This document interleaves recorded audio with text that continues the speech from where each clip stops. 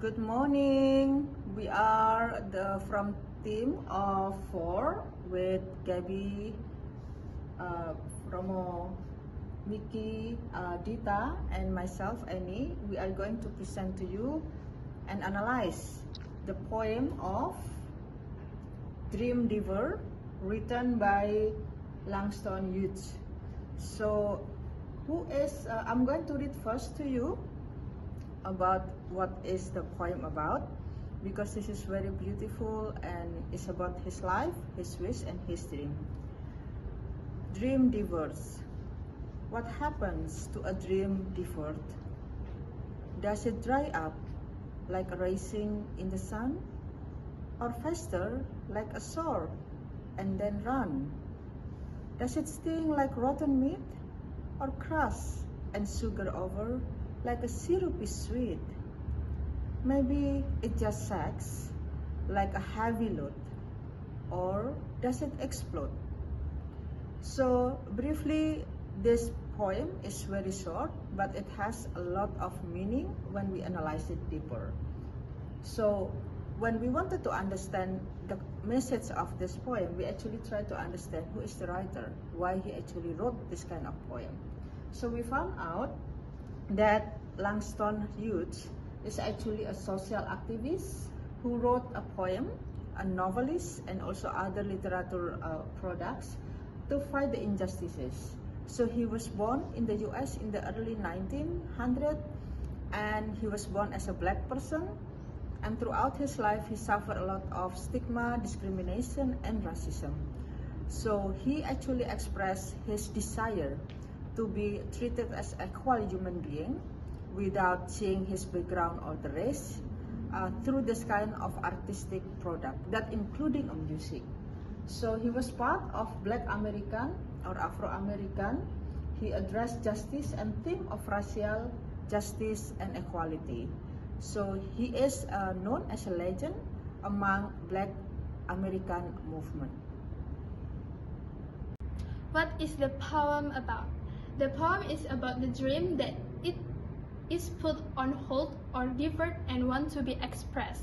So the writer in this case cannot represent his dreams. So he just represents all of the Afro-American people through this poem.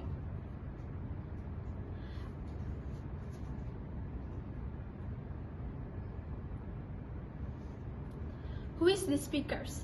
So from this poem, the speaker is the person in the scene. This kind of poem is simple because it uses different imaginary words.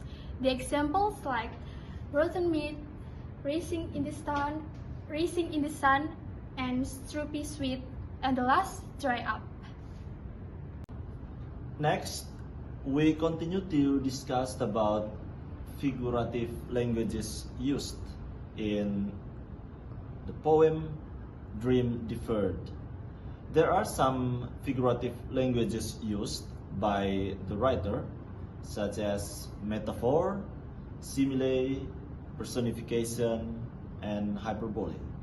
Metaphor because it compares to different things, like the example of the poem, stink with rotten meat, dry up with raisin in the sun, fester with sour, crust and sugar with syrupy sweet, sags with heavy load. And the second, simile. We can see the example from these sentences.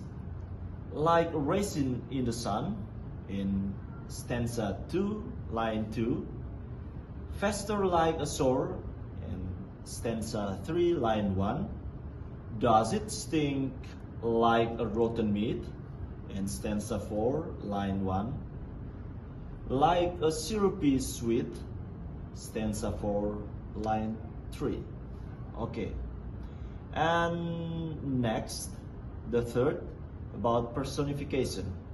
We only found one sentence that has personification in it. And then run, stanza 3, line 2. And the last one, the fourth, about hyperbole. We only found one as well that consists of hyperbole, figurative language, in stanza 6, because it has only one line. I can read it to you. Does it explode? That's hyperbole for us. Thank you. So here's the last one. It's about the sound devices of the poem. The first one is consonants, the second one is anaphora. For the consonants is in stanza 3, line 1. So the example is or faster like a sword. And for the anaphora, there's a 3 line. It's from stanza 1, line 1. Does it dry up? And the second is stanza 4, line 1. Does it sting like a rotten meat? And the last one is from stanza 6, line 1. Or does it explode? So there's all from us. Thank you for listening. Have a good day.